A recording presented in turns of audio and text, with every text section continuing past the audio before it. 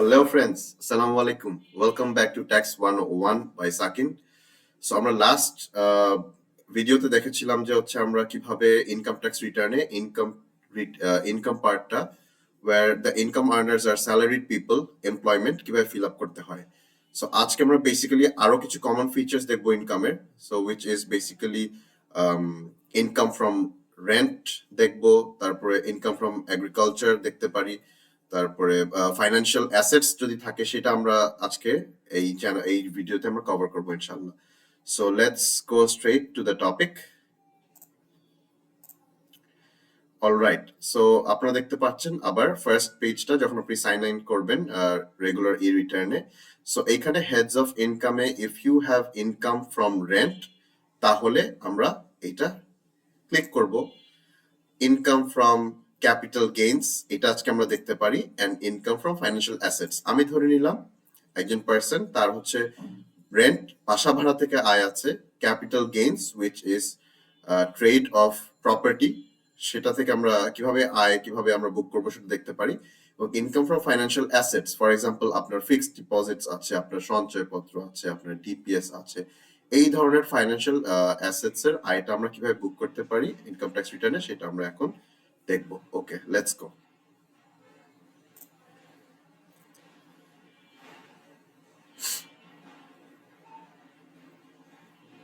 Have any house property আমরা দিয়ে দিব ইয়েস, যেহেতু আপনার হচ্ছে বাসা আছে, বাসার কাছে ভাড়া পাচ্ছেন সেটা দিয়ে দিব, and that's it. So area of house property, so ধরে নিলাম আপনার ঢাকা শহরে একটা 1000 স্কোয়ার ফিটের একটা বাসা আছে। ওকে, সো এটা অবশ্যই আমরা আমাদের ওনারশিপ ডকুমেন্টে যেটা আছে সেটাই আমরা এখানে দিব। অলরাইট,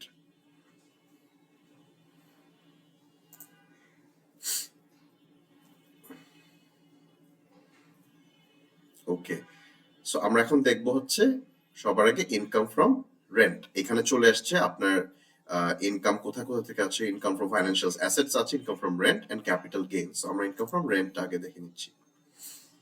সো প্রপার্টি টাইপটা দিব, যে ফর এক্সাম্পল আপনার একটা বাসা আছে। ওকে, অ্যাড্রেস অফ দ্য প্রপার্টি এখানে দিতে হবে, ফর এক্সাম্পল হচ্ছে আমি বলে দিলাম ধানমন্ডি 27 ঢাকা। এখানে আপনার এক্সাক্ট অ্যাড্রেসটা এখানে দিতে হবে। Is it in any city corporation? Yes, ধরে নিলাম ঢাকা, সো ঢাকা সিটি কর্পোরেশনে। Area occupied for personal usage dwellings আমি ধরে নিলাম ওই বাসাটায় আপনার কোনো পার্সোনাল ইউজেজের জন্য নাই, আপনি পুরোটা বাসাটাই ভাড়া দিয়েছেন, সো এখানে দিব 0। তারপর দিব হচ্ছে area rented out, so residential আপনার বাসাটা রেসিডেন্সিয়াল যেতে আছে, সো এখানে দিলাম 1000 square feet. Rented period months, ধরেন এটা এই বছরে ফাইন্যান্সিয়াল ইয়ার অথবা ফিসকাল ইয়ার ট্যাক্স ইয়ার যদি বলেন জুলাই থেকে জুন 12 মাসে আপনার বাসটা আপনি ভাড়া দিয়েছেন। সো আপনার ধরে নিলাম আপনার বাসা ভাড়া মাসিক হচ্ছে 20,000 টাকা পাচ্ছেন সেখান থেকে, সো 12 ইন্টু 20 হচ্ছে 2,40,000, এবং আপনি ভাড়াও পেয়েছেন 2,24,000। Any charge paid by tenant, usually বাসার যে ফিক্সিং যে এক্সপেন্স গুলো থাকে সেগুলো এখানে দেওয়া যায়, যে টেনেন্ট ধরেন কোনো একটা কল নষ্ট হলো, কিছু একটা বাসার কোনো একটা ফিক্সচার্জ নষ্ট হলো সেটা সে দিল, বাট এটা এখানে আমরা এটা অ্যাভয়েড করতে পারি, অথবা আপনি চাইলে দিতেও পারেন যে আপনার ঠিক আছে বা আপনি জানেন আপনার ভাড়াটি আপনার বাসার মেইনটেনেন্সের জন্য কত স্পেন্ড করেছে। এনি আদার রিসিট, যদি ফর এক্সাম্পল আপনি যদি সার্ভিস চার্জ পেয়ে থাকেন অথবা অন্য কোনো এর ভাড়ার বাইরে যদি কোনো কিছু পেয়ে থাকেন সেটা এখানে দিতে পারেন, বাট ইউজুয়ালি যেটা হয় সার্ভিস চার্জটা ইউজুয়ালি হচ্ছে বিল্ডিং মেইনটেনেন্সের জন্য ইউজ হয়, সার্ভিস চার্জটা কমিটি কালেক্ট করে এবং বাসার মান্থলি এক্সপেন্সের জন্য দিয়ে দেয়, সো এটা ইউজুয়ালি বাড়ির ওনার সাধারণত রিসিভ করে না। ওকে, রাইট সাইডে সেকশনটা দেখি, service charge paid by tenant, yes. Are you the only owner, ধরে নিলাম এই বাসাটার ওনার আমি একমাত্র। এখানে যদি আর কোনো ডিডাকশনস থাকে যে আপনি এই বাসার রেন্টের এগেইনস্টে আপনি কি কি দিলেন, ইন্স্যুরেন্স প্রিমিয়াম, তারপরে interest pain on loan mortgage, এই বাসা ভাড়া থেকে যদি আপনি কোনো লোন মর্গেজে যদি কোনো ইন্টারেস্ট দিয়ে থাকে সেটা দিতে হবে, local tax, municipality tax usually থাকে আপনার নামে যেহেতু বাসাটা, আপনি যদি মিউনিসিপ্যালিটি ট্যাক্স যদি দিয়ে থাকেন, কথার কথা আপনি আপনার কোয়ার্টারলি আসে হচ্ছে 2,000 টাকা, এবং তাহলে বাৎসরিক হচ্ছে 4টা কোয়ার্টার, 4 2 যা 8,000 টাকা আমি এখানে দিয়ে দিব। মিউনিসিপ্যালিটি ট্যাক্স বাবদ আমি 8,000 টাকা পে করেছি।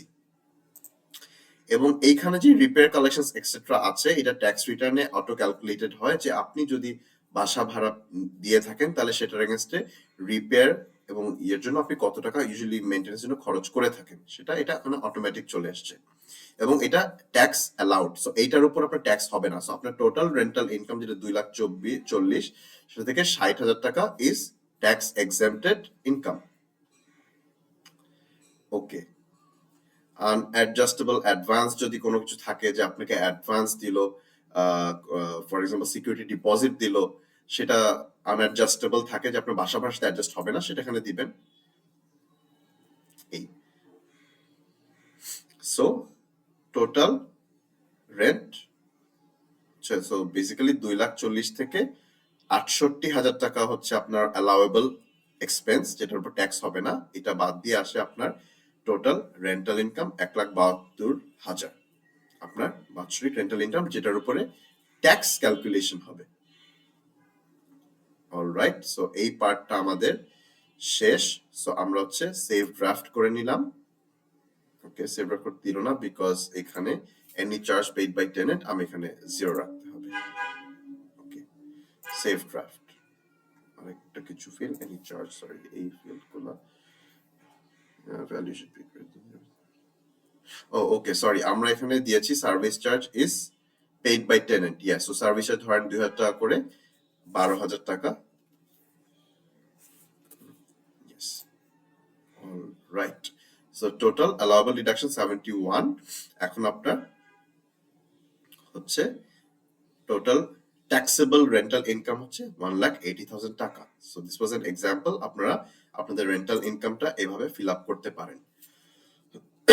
ওকে, এবার আমরা দেখব হচ্ছে নেক্সট পার্টটা, যে একজন মানুষ যদি ক্যাপিটাল গেইন থাকে।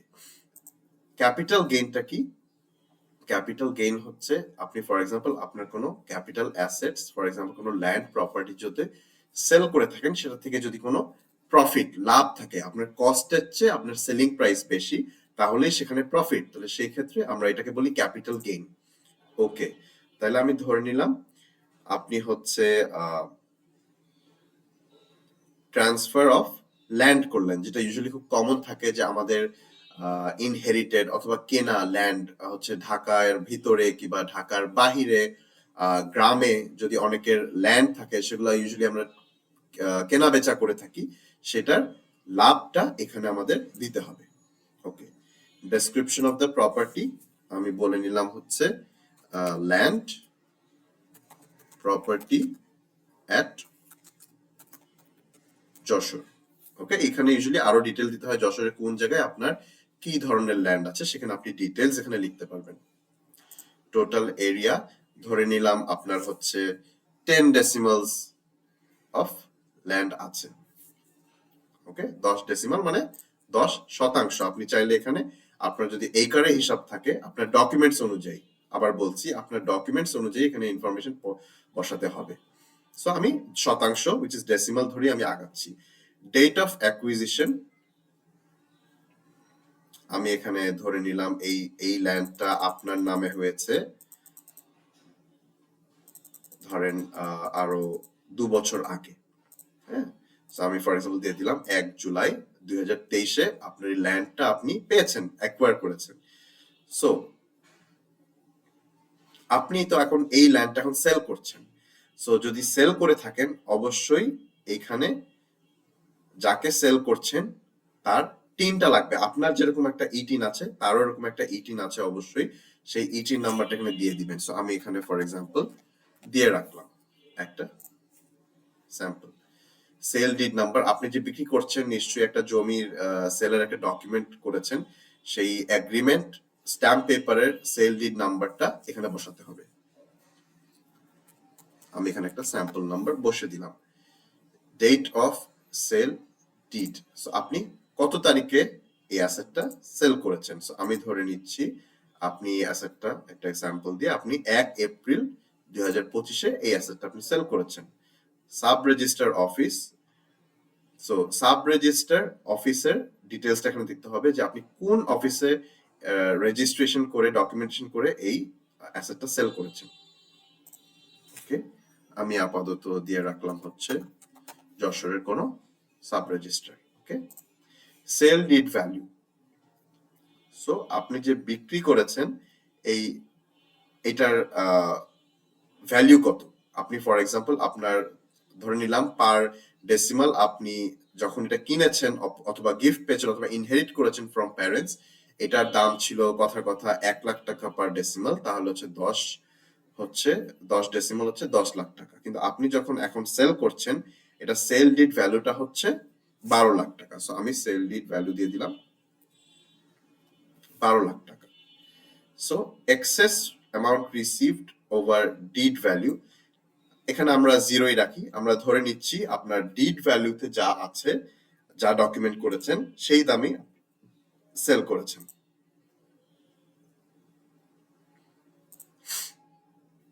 ওকে, কস্ট অফ অ্যাকুইজিশন, আমি প্রথমে বলেছিলাম আপনি বিক্রি করছেন এটা 12 লাখ টাকায়, কিন্তু আপনি কিনেছিলেন অথবা পেয়েছেন যখন এটার অ্যাকুইজিশন কস্ট ছিল হচ্ছে 10 লক্ষ টাকা। 10 লক্ষ টাকা। সো এবং যখন এটা জমি যখন বেচা কেনা হয়, এখানে কিন্তু অবশ্যই ট্যাক্স পে করতে হয়। আপনার যখন জমিটা ট্রান্সফার হয়, যখন ডকুমেন্ট করেন, এখানে কিন্তু লোকাল ট্যাক্সটা পেমেন্ট করতে হয়। সো এটা যেই ট্যাক্সটা পেমেন্ট করেছেন এটা সেখানে দিতে হবে। আমি ধরে নিলাম এখানে একটা এস্টিমেটেড অ্যামাউন্ট আপনি 50,000 টাকা ট্যাক্স পেমেন্ট করেছেন। সো আপনার ক্যাপিটাল গেইন কত? ক্যাপিটাল গেইনটা হচ্ছে আপনি যেই দামে বিক্রি করেছেন, 12 লাখ টাকা যে দামে কিনেছেন, এটা ডিফারেন্সটা। সো 2 লাখ টাকা অটো ক্যালকুলেট হয়ে গেছে। Capital gain excess amount received 0। So আপনার এখানে লাভ হয়েছে 2 লক্ষ টাকা এবং এই 2 লক্ষ টাকাটাই আপনার income. Okay, so I guess you have understood this part. Na hole to, if you have any questions, please comment on this video. I will get back to you, that's for sure. Okay, এখানে আমি কোনো fill up করিনি। Okay, এখানে একটা real tin number আসলে দিতে হয়। Okay, so 12 digit হতে হয়। 1 2 3 4 6 7 8, আমি 12 digit করে দিলাম, my bad. ওকে, এটা ড্রাফট হয়ে গেল, সেভড হয়ে গেল। এখন will see another part of the income, যেটা ইউজুয়ালি সচরাচর সব মানুষেরই থাকে কম বেশি, সেটা হচ্ছে আপনার ডিপিএস থাকে, ফিক্সড ডিপোজিট থাকে। এমন যদি থাকে তাহলে এটা কিভাবে ফিল আপ করতে হয় আমরা এখন এই পার্টটা দেখব, income from financial assets. So এখানে ধরে নিলাম আপনার হচ্ছে ইন্টারেস্ট অথবা প্রফিট আছে ফ্রম ব্যাংক। ওকে, সো এইখানে আপনার ব্যাংক নেমটা দিয়ে দিতে হবে। ফর এক্সাম্পল আমি বললাম আপনার ট্রাস্ট ব্যাংকে একটা অ্যাকাউন্ট আছে, আপনার একটা ডিপিএস আছে, ব্রাঞ্চ নেমটা আমি বললাম ফর এক্সাম্পল হচ্ছে গুলশান ব্রাঞ্চ। ওকে, আপনার এখানে ডিপিএস এর অ্যাকাউন্ট নাম্বারটা দিতে হবে। সো বেসিক্যালি আপনি যখন ইনফরমেশনটা ফিল আপ করবেন, আপনি যদি মোবাইল ব্যাংকিং অ্যাপে ইনফরমেশনগুলো থাকে সেটা এখানে দিতে হবে, আপনার ডিপিএস এর ইনফরমেশন। অথবা আপনি বছর শেষে জুন 30 তারিখের পরে আপনার ব্যাংকে যদি রিকোয়েস্ট করেন আমার ডিপিএস এর স্টেটমেন্টটা প্লিজ দেন, তারা কিন্তু আপনাকে এই ট্যাক্স ইয়ারের জন্য আপনাকে ডিপিএস স্টেটমেন্ট দিবে, সেই সকল ইনফরমেশন আপনি ওখানেই পাবেন। সো আপনার দিয়ে বলে দিলাম আপনার অ্যাকাউন্ট নাম্বার ফর এক্সাম্পল এটা একটা বসিয়ে দিলাম স্যাম্পল। গ্রস ইন্টারেস্ট, আপনি সারা বছরে কথার কথা আপনি হচ্ছে 1 লাখ টাকা ডিপিএস রেখেছেন এবং আপনার ডিপিএস এর ব্যাংক আপনাকে 10% ইন্টারেস্ট দিচ্ছে, তাহলে 1 লাখের উপর 10% আপনার গ্রস ইন্টারেস্ট হচ্ছে 10,000 টাকা, সেটা এখানে বসালেন। রিলেটেড চার্জ থাকতে পারে আপনার ফর এক্সাম্পল এক্সাইজ ডিউটি, এখানে ইউজুয়ালি এক্সাইজ ডিউটি ডিপিএস এ থাকে না, সো এখানে আমি আপাতত এটা 0 রাখবো। ট্যাক্স হচ্ছে ইউজুয়ালি ইন্ডিভিজুয়ালদের কাছ থেকে যারা ট্যাক্স রিটার্ন সাবমিট করে তাদের কাছ থেকে 10% ট্যাক্স কেটে রাখা হয়। সো সেই ট্যাক্সের ইনফরমেশনটাও আপনি আপনার সেই ডকুমেন্ট থেকে পাবেন যেটা ব্যাংকের কাছ থেকে পেয়েছেন। সো 10,000 টাকার উপরে 10% যদি ট্যাক্স হয় সেটা হবে 1,000 টাকা। তাহলে বছর শেষে আপনার ডিপিএস এর ভ্যালু কত, ডিপিএস কত টাকার আছে, তো আপনি 1 লক্ষ টাকা যদি আপনি জমিয়ে থাকেন সেটার উপরে যদি 10,000 টাকা ইন্টারেস্ট হয়ে থাকে, আপনার স্টেটমেন্টে আপনি দেখবেন 1,10,000 টাকা আপনার ডিপিএস এ ইয়ার এন্ড ব্যালেন্স। ওকে, আমরা আরেকটা টাইপ অ্যাড করা শিখিয়ে দিই এখানে, সেটা হচ্ছে এখন আপনার সেম ট্রাস্ট ব্যাংকেই আপনার হচ্ছে একটা ফিক্সড ডিপোজিট আছে। ওকে, সো ফিক্সড ডিপোজিটটাও আপনার সেম ব্যাংক সেম ব্রাঞ্চেই, আপনার অ্যাকাউন্ট নাম্বারটা ডিফারেন্ট হবে, প্রতিটা ইনস্ট্রুমেন্টের কিন্তু নাম্বার ডিফারেন্ট হয়, ইউনিক হয়। সো আপনার ডিপিএস নাম্বার যেটা হবে, আপনার নিশ্চয়ই এফডিআর নাম্বার অন্য কিছু একটা হবে, সেটা ব্যাংকের কাছ থেকে আপনি কালেক্ট করতে পারবেন, অথবা আপনি মোবাইল ব্যাংকিং অ্যাপ দিয়েও আপনি দেখতে পারবেন আপনার সারা বছরে আপনার ফিক্সড ডিপোজিটের উপর কত টাকা সঞ্চয় হলো, কতটুকু আপনার ব্যালেন্স আসছে। সেই স্টেটমেন্ট থেকে আমরা কিছু ইনফরমেশন আবার নিয়ে নিব, যে আপনার ফর এক্সাম্পল হচ্ছে আরো একটা 1 লাখ টাকার একটা ফিক্সড ডিপোজিট আছে। সো সেই ফিক্সড ডিপোজিটের উপরে আপনার ইন্টারেস্ট ধরে নিলাম হচ্ছে আপনার ব্যাংক আপনাকে 9% ইন্টারেস্ট দিচ্ছে। সো 9% ইন্টারেস্ট যদি হয়, তাহলে 1 লাখ টাকার উপর 9,000 টাকা রিলেটেড চার্জ থাকে। ফিক্সড ডিপোজিটে ইউজুয়ালি এক্সাইজ ডিউটি থাকে। সো এক্সাইজ ডিউটি আমি ধরে নিলাম আপনার 1,500 টাকা। ট্যাক্স হচ্ছে 9,000 টাকার উপর যে 10% ট্যাক্স কেটে থাকে, তাহলে সেটা হচ্ছে 900 টাকা। সো ইয়ার এন্ড ব্যালেন্স হচ্ছে আপনার 1 লাখ টাকার ফিক্সড ডিপোজিট প্লাস 9,000 টাকা ইন্টারেস্ট ইকুয়ালস টু 1,09,000। ওকে, এভাবে আপনি আপনার সকল ফাইন্যান্সিয়াল অ্যাসেট এভাবে বুক করে নিতে পারেন ট্যাক্স রিটার্নে। So this were it guys. So এখন আমরা জেনে নিলাম যে হচ্ছে আমাদের ইনকাম সেকশন গুলা ইনকাম ট্যাক্স রিটার্নে কিভাবে ফিল আপ করতে পারবো। আমরা দেখেছি income from salaries, income from capital gains, income from financial assets, income from house rent property. So এগুলো মোস্ট কমন সেকশনস সবার ইনকাম ট্যাক্স রিটার্ন পার্টে। সো আজকে আমার ভিডিওটা আমি এখানেই শেষ করব। নেক্সট আমি যে টপিকটা কভার করব সেটা হচ্ছে এক্সপেন্স। আপনি এক্সপেন্স কিভাবে ফিল আপ করবেন এই ট্যাক্স রিটার্ন পিডিতে। Thank you for watching, guys. Keep supporting me, keep motivating me. Have a very good day. Assalamu alaikum.